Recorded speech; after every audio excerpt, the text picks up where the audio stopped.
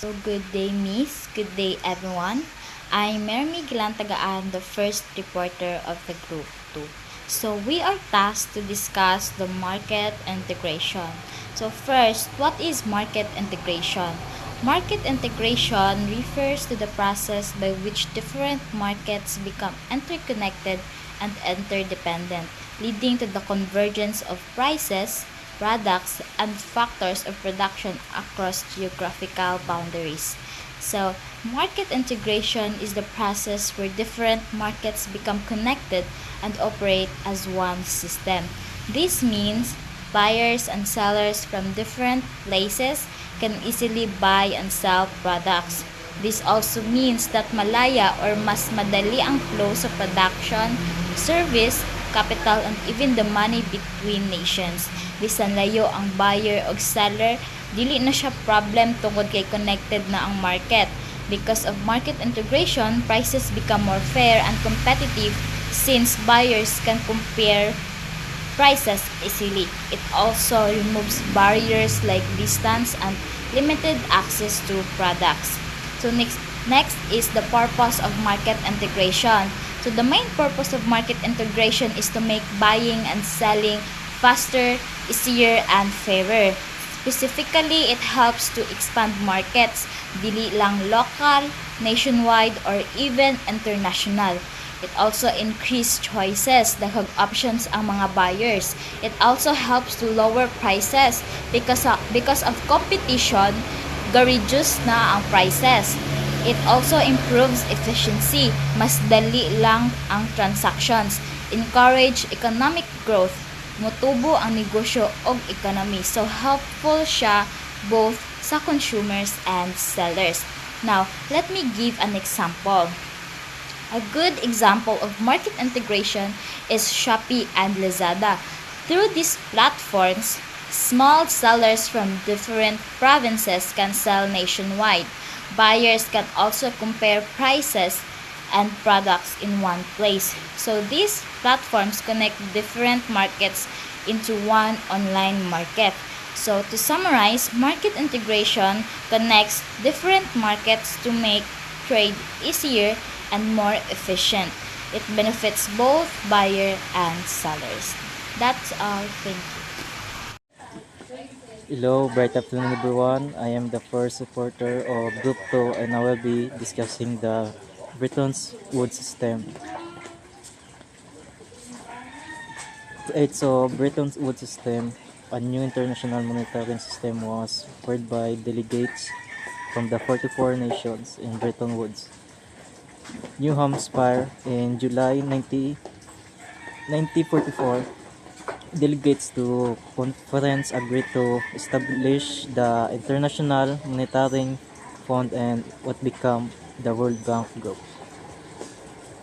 The systems of currency convertibility that emerged from Bretton Woods lasted until 1971.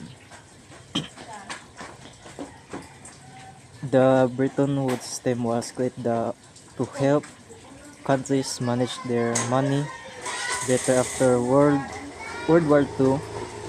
Leaders from many countries met in 1944 and agreed to make a system that would be keep exchange rates stable, avoid unfair lowering of currency values, and support economic growth.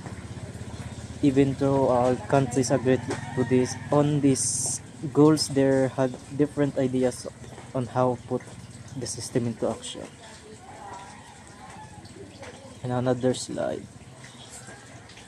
Those at Bretton Woods envisioned an international monetary system that will be ensure exchange rate stability, prevent competitive evaluations, and promote economic growth. Also, all participate agree on goals of the new system plan to implement them different. For Overall, closing reporting over Brown. The Bretton Woods system was created in 1944 to keep exchange rates stable, prevent unfair currency changes, and support economic growth. Countries also formed an IMF and World Bank to help manage and money de- development. The system lasted until 1971. That's all. Thank you. Bright afternoon, Miss. Bright afternoon, everyone. My name is Michael Emilcero. So today I will discuss my topic. My topic is those Bretton Woods system was inaugurated in July 1994 at the Mount Washington Hotel in Bretton Woods, New Hampshire. So when we say inaugurated, was officially opened in officially opened in 1994 at Mount Washington Hotel. So, the Bretton Woods system was an international monetary system created in 1994 to promote global economic stability by fixing exchange rate and regulating international finance after World War II. So, the best one example is under the system, countries agreed to fix their currencies to the US dollar, and US dollar was linked to gold. So the next is the Bretton Woods system was largely influenced by the ideas of John Maynard Keynes. So when we say influence is ang halos tanan nga ideas is kay John Maynard Keynes gid. And the Keynesian economics is an economic theory that supports active government involvement and managing the economy to prevent crises like inflation and unemployment. And one of the best example is during recession, our government may fund public projects such as building roads to create jobs and stimulate economic growth. So sa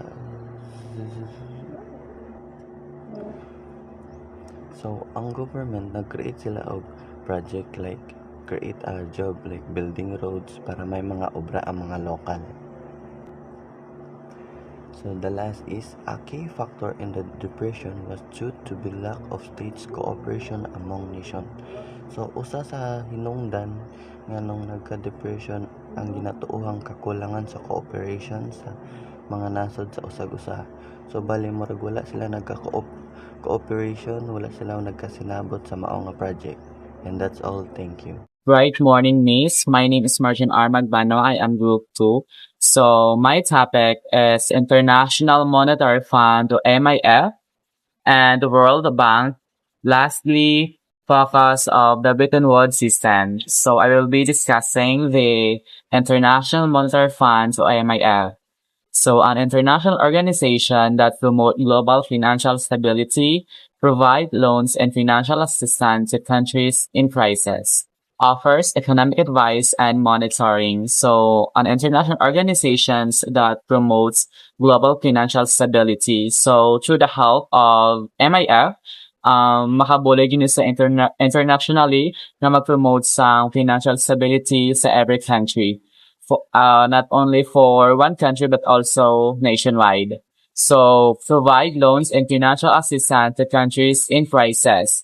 So in life circumstances, hindi ta ma-avoid ang mga crisis nga nag-aabot sa aton nga country. So through the help of MIF, if may crisis man gets, mag-provide sila loan kag financial assistance para makabulig sa country nga naga-suffer or naka-experience sa mga crisis or calamities. Like for example, here in Philippines, so we are experiencing lately earthquake, flood.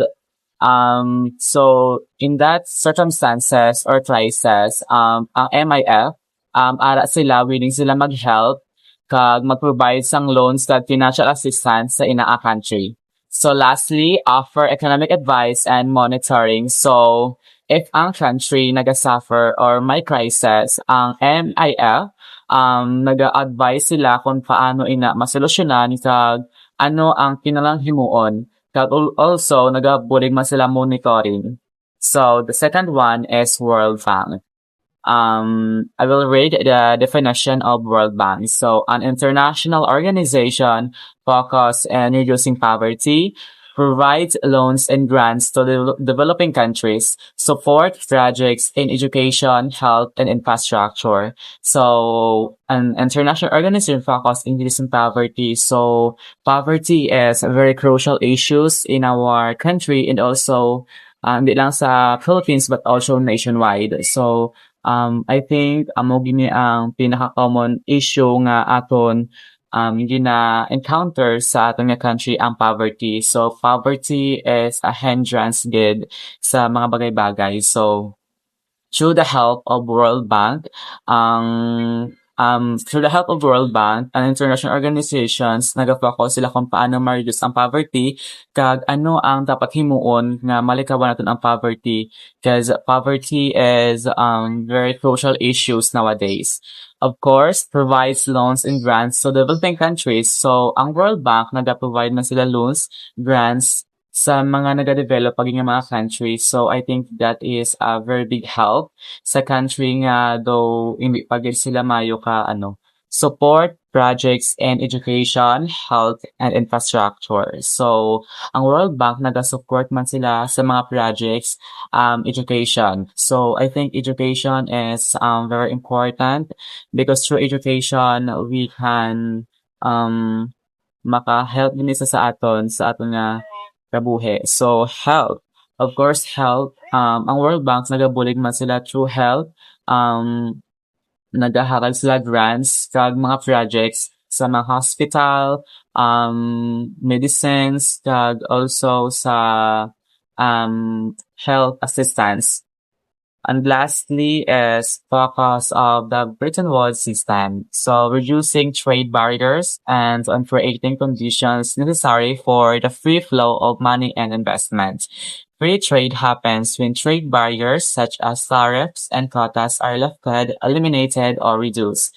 Creation of conditions needed for financial stability around the world. So, focus of the Bretton Woods system is nag-reduce sa barriers kag nag-create conditions necessary for free flow of money and investment. So, free trade when happens when such as tariffs and quotas are lifted, eliminated, or reduced. So, nag-create man sa condition needed for financial stability around the world. So, focus of the Bretton Woods system is a system where nag-help yun sa internationally sa or globally sa world nga ma-reduce sa barriers nga mag-create sa condition for free flow of money and investment.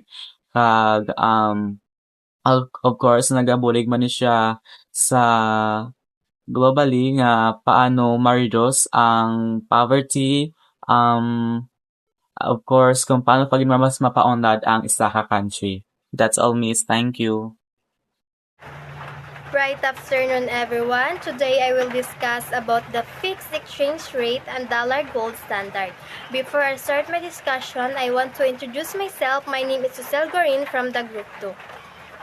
A fixed exchange rate is a monetary policy where the government aims to keep the value of its currency stable. A system where a country currency value is pegged to another currency or gold.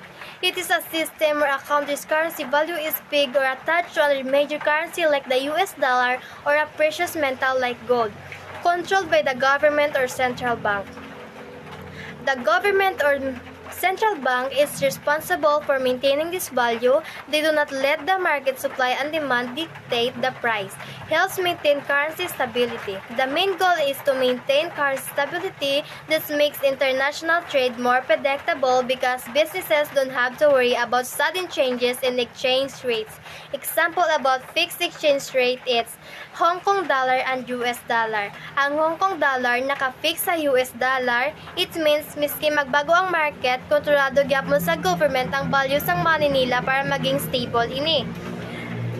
Second is China Yuan. Before, ang Chinese Yuan ay nakapig sa US dollar. Gihimo ini para mas madali ang trade kag hindi pa bago-bago ang value sang ilang nga money. Second topic is Dollar gold standard. This was a specific historical system, the Bretton Woods system, where the world economy relied on a double link to gold. A monetary system where the US dollar was backed by gold. Under the system, the US dollar was directly backed by gold. The US government promised to keep the price of gold fixed at $35 per ounce. Dollar could be exchanged for a fixed amount of gold. Central banks from other countries could exchange their US dollar for a fixed amount of gold from the US reserves. Other countries' currencies were linked to the US dollar. Because the US dollar was as stable as gold, other countries linked their own currencies to the US dollar instead of linking them directly to gold. Example about the dollar gold standard is United States. Before, sang 1971, ang US dollar ay backed by gold. Pag may ara kakapot nga dollar, pwede mo iniibayo sa amount sang gold. $35 equal to 1 ounce of gold. May fixed value before ang dollar. It means tanan nga tao sa country kabalo kung ano available ina. Other countries linking to US dollar, ang money sa Japan, Germany kag iban nga lugar ay nakalik sa US dollar because backed by gold ang dollar, trusted ini para sa international trade. Thank you. So, bright afternoon everyone. Bright afternoon. So, my name is Micaela A. Etang, and my topic is about the John Maynard Keynes economic ideas. So, first function is economic crisis occur not when a country does not have enough money, but when money is not being spent and thereby not moving. Second is when economics slow down and government have to reinvigorate markets with fusions of capital.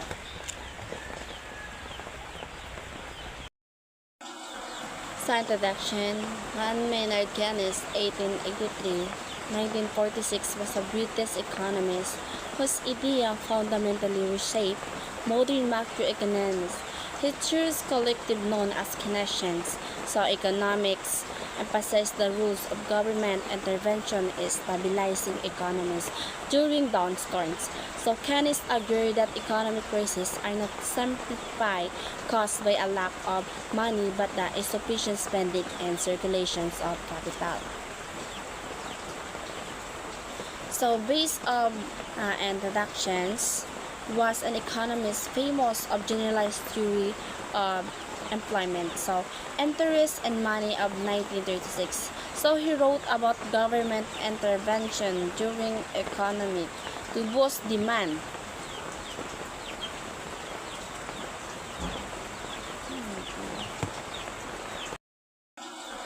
Sa introduction, John Maynard Keynes, 1883-1946, was a British economist whose idea fundamentally reshaped modern macroeconomics. He chose collective known as Keynesians, so economics emphasized the rules of government intervention in stabilizing economies during downturns. So Keynes argued that economic crises are not simply caused by a lack of money but the insufficient spending and circulations of capital. So based on introductions, was an economist famous of generalized theory of employment, so interest and money of 1936. So he wrote about government intervention during economy to boost demand.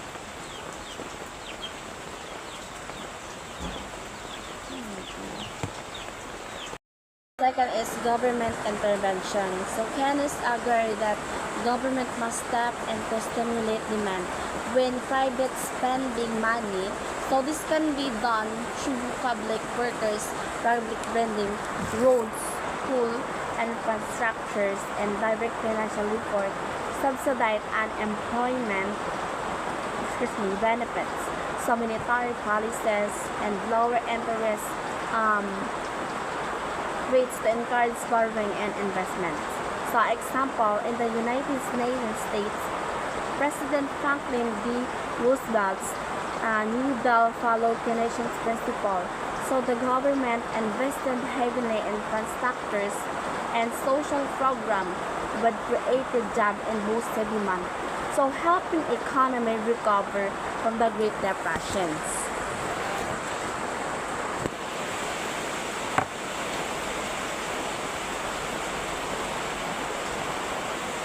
So meaning sa government intervention kag sa iya example, gipropose ni Franklin while ang ilang nga President Franklin T. Roosevelt sang US gifollowed ang principle ni Keynesian. So proposed that during economic downturn, government should spend more and sometimes borrowing money to boost the demands. The multiplier effect. So Keynes introduced the concept of multiplier effect.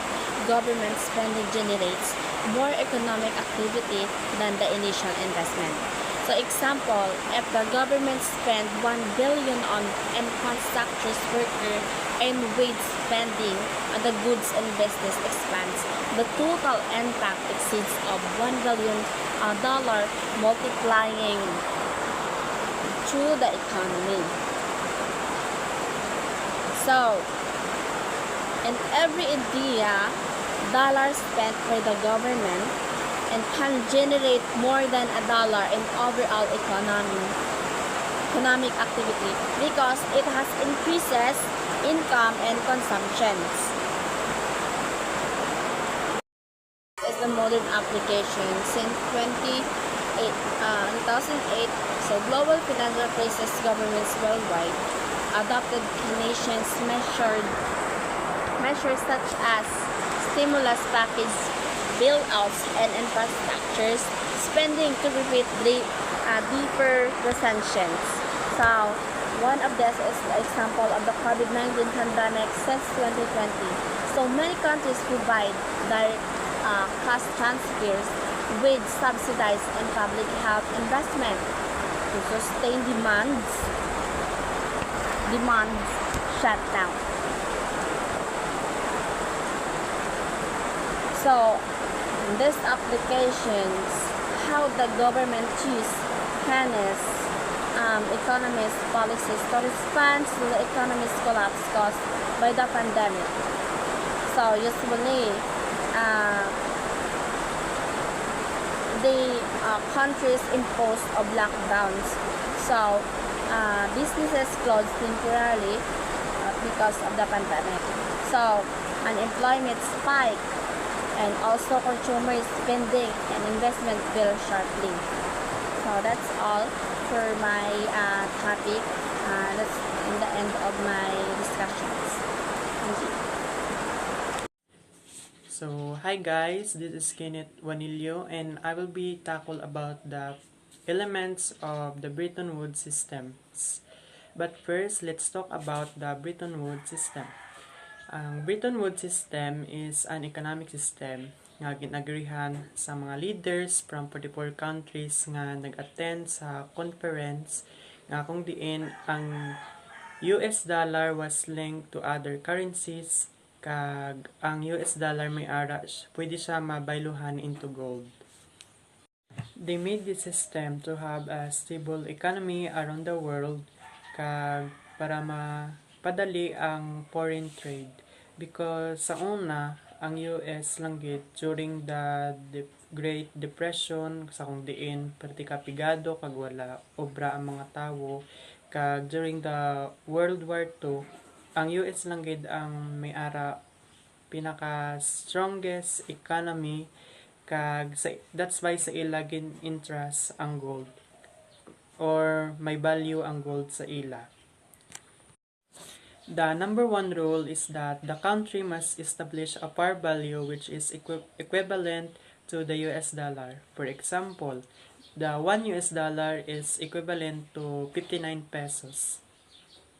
So sa una, sa wala pa ni nga system, naga-change ang value sang kwarta in every country because of the supply and the demand. So, sang na-establish ni ang Bretton Woods system, ang currency value sa mga country were being fixed to US dollar. Like sa example ko ganiha, if ang government in a country like Philippines nag-promise that the 59 Philippine peso is equal to 1 US dollar, which means nga hindi na ni magbago nga value until it was mandated by the government to change it. So in the rule number 2, every countries must agree to their official exchange rate. For example, the Philippine Central Bank promised that 59 Philippine peso is equal to 1 US dollar. So, hindi na siya mag-change because it was already mandated by the central bank. So, ang Pilipinas dapat i-maintain nila nga hindi mag-decrease or mag-increase ang ilang exchange rate through buying or selling their currencies. One of the creation of an organization under this system is the International Monetary Fund or the IMF. The goal of the IMF is to make sure that every country's economy is stable. So, for example, if ang isa ka country nagnubo ang ilang currency to their official exchange rate, the IMF will be the one to lend them money para ma-stable liwat ang ilang currency to their official exchange rate. So, bright morning everyone. So, I'm Precious Anes Gabayaron from Group 2. So, I will continue the topic of Kenneth Wanilla. So, number 4. Member states to agree eliminate at least eventually all restriction on the use of currency for international trade.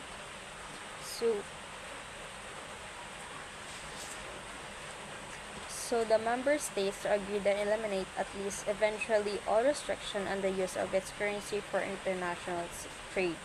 So what this means? So the countries kung nag-agreed in the long run, they will stop controlling their money too much when it's used for trade with other countries. So before kung the government decide kung sino lang ang maka-use ng foreign money, they limited how much money could be exchanged and gina-control nila ang payment for other countries, so the rules made international trade slow and difficult. So they agreed to remove limits on exchanging currency, allow businesses to use money freely for trade, and make international payment easier. So why is this important? So business can trade faster, countries can buy and sell more easily, so the world trade grows. For example, a company in the Philippines wants to buy goods from Japan. So before, ginalimit nila ang government ang peso nga gina-exchange into yan. So this make the trade delay and difficult. So after the government, the company can freely exchange pesos to yen, and this make the quick payment and easy to trade from other countries. So number 5. The entire system was based on the US dollar. The agreed make dollar convertible to other currencies at a fixed par value. The dollar became global currency. So what this means? So the countries kuno nga nag-agree to use US dollar as the center of the global money system. So why the US dollar? So the US dollar kuno has a strong economy. The US has large gold and reserves. Kag after the other countries trusted the dollars. How the system work? So countries fix the value of their money to the US dollar. The US promised that the dollar could be exchanged for other currencies at a fixed rate. And so the US was used for international trade and services to this and made the US dollar the global currency. So why is this important? So exchange rates became stable and countries knew the value of money, so international trade became easier and faster for other countries. For example, ang Japan sells cars to Brazil.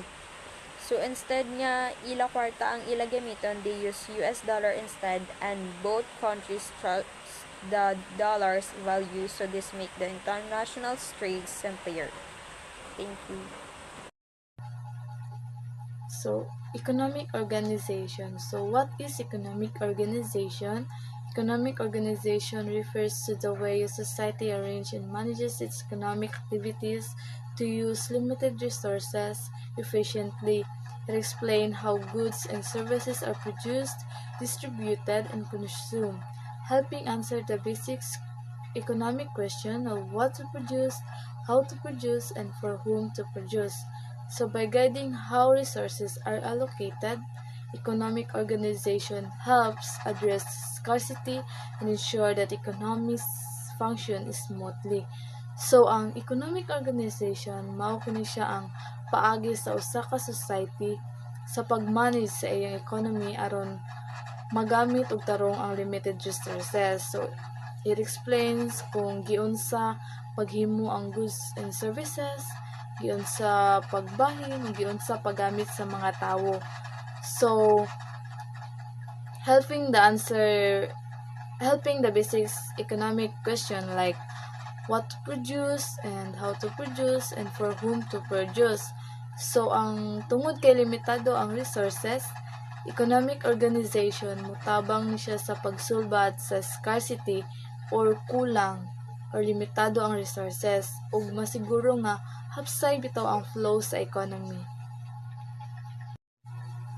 So, purpose of economic organization. So, the main purpose of economic organization are to first is promote economic stability by managing financial system and exchange rates. So, economic organization helps the economy stable. So, mga tabang kini nga dili magubang economy og stable ang kwarta o financial system. So, next is facilitate international trade by reducing trade barriers. So, it makes trade between countries easier. So, because there are fewer barriers to buying and selling goods. And next one is encourage economies growth and development through funding and supporting programs. So, economic organizations support economic growth and development. So, nagatabang kini para mutubo ang economy og negosyo pinagi sa pundo og support program. And next one is ensure efficient use of resources to address scarcity. So, it ensure resources are used properly. Masiguro nga sakto ang paggamit sa resources aron malikayan ang scarcity or kakulangan or kulang or limited ra. Ang last one is strengthen cooperation among countries supporting global market integration. So it helps country work together. So nagatabang kini nga para magtinabangay ang mga countries para mas maayo o mas madasig pa jud ang global market. The next topic is the World Bank. International Bank for Reconstruction and Development is the most important element of World Bank Group. So, the International Bank for Reconstruction and Development, amo ni siyang pinaka-importante sa World Bank. Or World Bank, it was established in 1944. So, and began operating in 1946. So, the World Bank was established in 1994 or before the World War II and began operating in 1946 after the World War II. It was originally responsible for funding post-war reconstruction projects. So, the World Bank helped fix war damage economies. Kaya nga, sa nagkalatabo sang time sang World War II, so damo-damo gid nga damage. So the World Bank helps naging responsible sila sa pag-funding sa post-war or sa natapos na ang war sang World War II for the reconstruction projects. It was a critical institution at a time when many of the world cities had been destroyed by the war. At present, It now deals with a broad range of issues related to economic development, including population, education, health, social security, environment, culture aspect of. So, first is the population. So, World Bank, when it comes to population, gina-work nila ang population na mag-grow liwat and management. Ang management sang population. Kaya nga, sang nagkalatabo sang World War II, so ang population nagkala gubagad. So, gina-work sang World Bank nga ang ilang nga population nga mag-growth. And the education. So, improve education system nga ang tanan maka-access. Then, the health. So, tackles health issues and improve healthcare center. And social security. Help countries develop safety nets for citizens. Especially gid sa mga tigulang, especially gid, or hindi lang sa mga tigulang kundi sa mga tao nga ang ilang nga countries nga ma-develop safety. And then the environment. World Bank works on the environmental sustainability and protection. Kaya nga sa kalatabo sa World War II, syempre ang pinaka naapektuhan is the environment. And the last is the culture. Culture as promote cultural development. Kumbaga, work out sa World Bank ang culture nga magbalik sa daan or na mas ma-improve pa ang ilang culture. Kaya nga, if matabo sa inyo ang sang nagkalatabo sila sa World War II, so kinanglan nila ang culture sang ilang country nga wala man ta kabalo kung ano ang mga culture sa ibang nga country, but sa aton nga Pilipino is magbinuligay. That is the World Bank. And thank you. The next topic is the International Monetary Fund, or IMF. The goal of IMF is macroeconomic stability for both member nations and global economy. So, IMF goal is to make stable for both members, nations, and global economy. Siya ang pinaka-goal sa International Monetary Fund. Especially it deals with exchange rates. It promotes orderly exchange rate, kumbaga ang pagpasunod sa mga exchange rate sa ilang kwarta. It means the next is the balances of payments. It helps the countries with their payment issues and trade imbalances. So, baga ginabuligan sang IMF or ang balances of payments sang other country nga trade or may mga issues. And the international capital flows it manage or monitor money moving across borders. Kumbaga ang IMF gina-monitor nila or ang mga gina-manage nila ang kwarta gasunod kagagwa sa lain-lain nga country. And the last is the monitoring member states and their macroeconomic policies. So, monitoring member states and their macroeconomic policies, IMF keeps an eye on countries'